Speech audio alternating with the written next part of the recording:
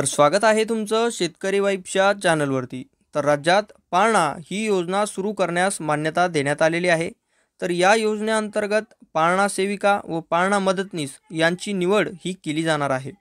तर यांना या योजनेअंतर्गत दरमहा मानधन देखील देण्यात येणार आहे।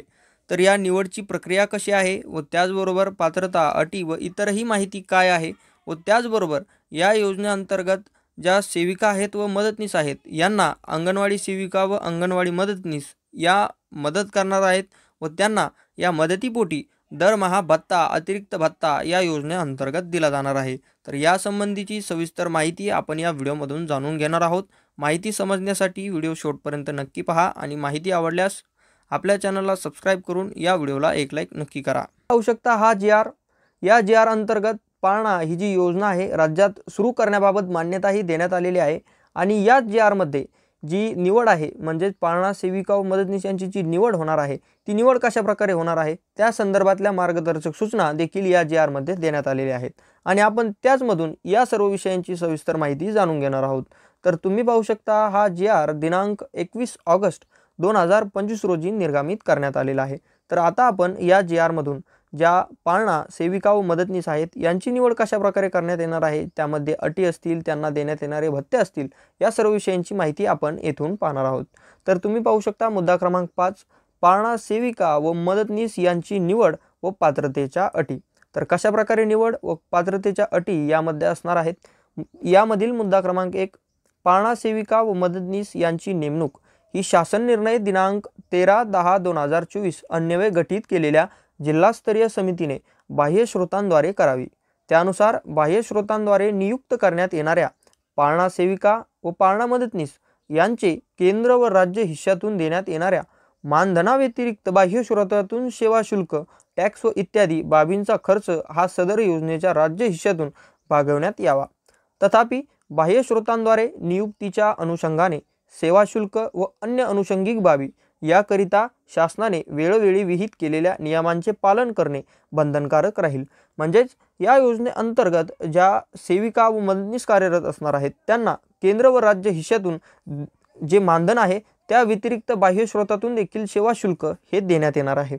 अशा प्रकारची बाब हे 1 मध्ये देण्यात आलेली आहे। तर आता आपण मुद्दा क्रमांक 2 जो आहे त्याविषयीची माहिती पाहूयात। तर पाळणात दिल्या जाणाऱ्या आहारांचे व्यवस्थापन व नियोजनामध्ये पाळणा सेविका व मदतनीस यांना अंगणवाडी सेविका व अंगणवाडी मदतनीस यांनी देखील मदत करावी।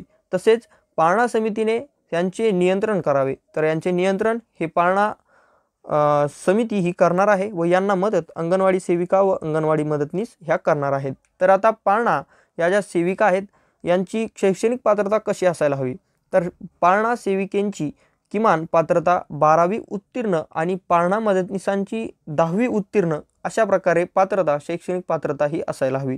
ज्यांना सेविकासाठी निवड होणार आहे त्यांची पात्रता 12वी उत्तीर्ण आहे आणि ज्यांची पाळणा मदतनीसांसाठी निवड होणार आहे त्यांची 10वी उत्तीर्ण अशा प्रकारची पात्रता ही शैक्षणिक पात्रता असणार आहे। त्याचबरोबर पात्रता ही असलेली कोणतीही योग्य व्यक्ती उपलब्ध नसल्यास सूट देण्यात येईल।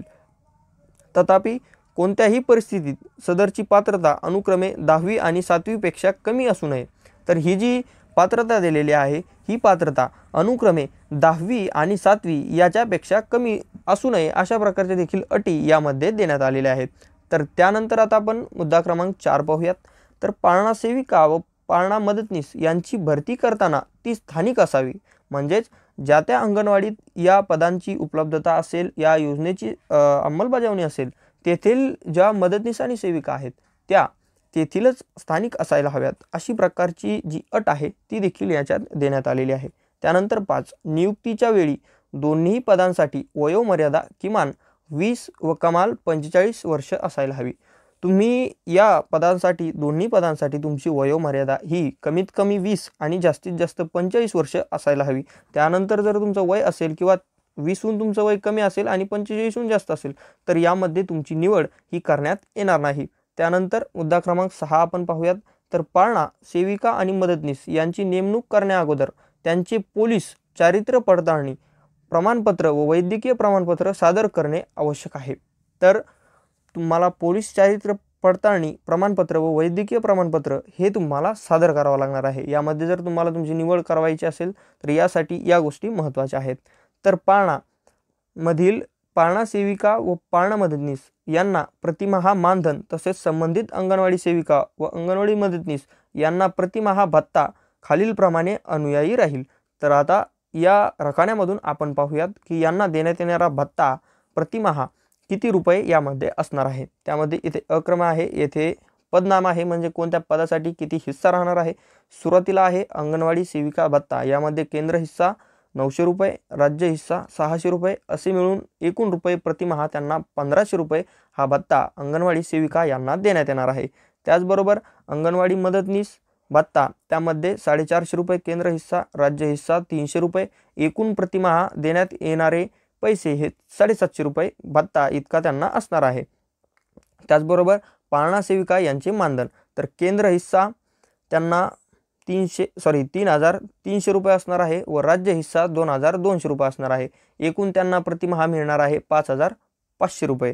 त्यानंतर पाळणा मदतनीस मानधन कशा प्रकारे असणार आहे, तर त्यांना केंद्र हिस्सा 1800 रुपये असणार आहे, राज्य हिस्सा 1200 रुपये असणार आहे व एकूण रुपये त्यांना प्रतिमाहेसाठी 3000 रुपये इतका दिला जाणार आहे। तर तुम्ही पाहू शकता अशा प्रकारे पाळणा सेविका पाळणा मदतनीस यांना मानधन देण्यात येणार आहे व त्याचबरोबर अंगणवाडी सेविका व अंगणवाडी मदतनीस या ज्या मदत करणार आहेत त्यांना देखील याचा भत्ता उर्वरित भत्ता हा देखील दिला जाणार आहे।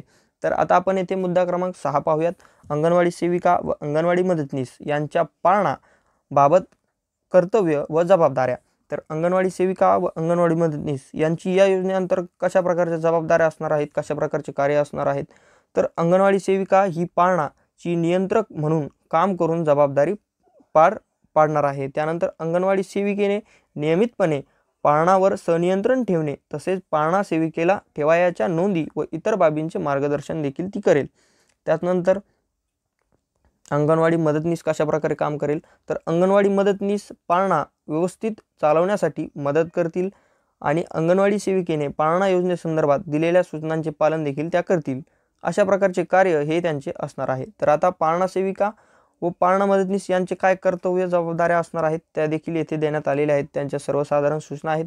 अंगणवाडी सेविकांच्या नियंत्रणाखाली पाळणा सेविकेने तिचे कार्य बजावावे, पाळणामधील बालकांचे पालनपोषण करण्यासाठी योग्य आहार द्यावा, लाभार्थी बालकांच्या आवश्यक त्या नोंदी ठेवणे, नियमित वृद्धी संनियंत्रित करणे, त्याचबरोबर एकदा लाभार्थी जास्त कालावधीसाठी अनुपस्थित असेल तर पालकांची भेट घेणे व पर्यवेक्षिकेंच्या निर्देशात पाळणे। अशा प्रकारचे त्यांच्या हे काम हे असणार आहे। तर त्यांचे करावयाची कामे कशा प्रकारे असणार आहे याविषयीची माहिती ही खाली देण्यात आलेली आहे। पण जी महत्त्वाची माहिती होती की ज्या अंगणवाडी सेविका आहेत, त्याबरोबर अंगणवाडी मदतनीस आहे, पाळणा सेविका आहे, पाळणा मदतनीस आहेत, यांना द्यावयाचा प्रतिमाहा भत्ता अनुदान हे किती मानधन हे किती असणार आहे याविषयीची माहिती व त्यांची पात्रता कशा प्रकारे होणार आहे, त्यांची निवड कशा प्रकारे होणार आहे याविषयीची सविस्तर माहिती आपण या शासन निर्णयामधून पाहिलेली आहे।